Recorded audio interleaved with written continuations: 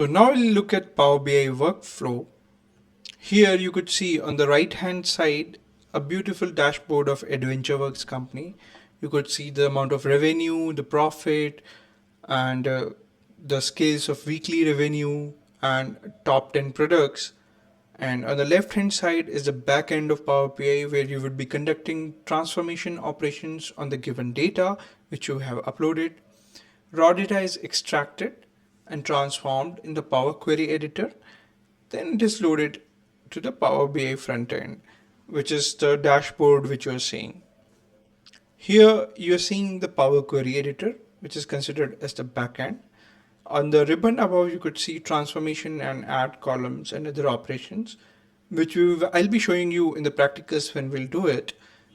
These are the operations we could do. In the middle is the data. On the left hand side are the tables which are loaded on the Power Query editor. For example, calendar lookup, customer lookup, all these are the tables. On the right hand side, you could see all the steps which you have applied on the data, and that is how it is edited. Power Query Editor, hence the name. So this is data model view. This is the front end.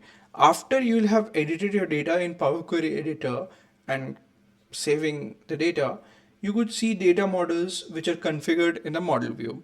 Different relations would be created, like one-to-one or many-to-many. And this is the model view where we'll be seeing connections between different data sets. This is the data view where you could see the data. You would not be able to conduct that many transformational operations here, but yeah, you could create measures. Here it is the dashboard after actually checking your data after editing your data in Power Query Editor, watching the relations between different data sets in model view, and either creating new measures or checking the authenticity of data in data view. And then you will see in report view that you could create a beautiful dashboard of the data's representation in simple format, which is very good for the presentation. Here are some helpful resources. In the help tab above, you could see that there are videos, sample files, templates, and link to support blogs and communities. There are various blogs which publishes monthly summaries. You could go onto the URL powerbi.microsoft.com/blog.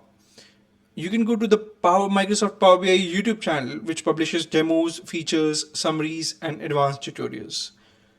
Power BI user groups are there. These people are the community of users, which include both local meetups and helpful online forums.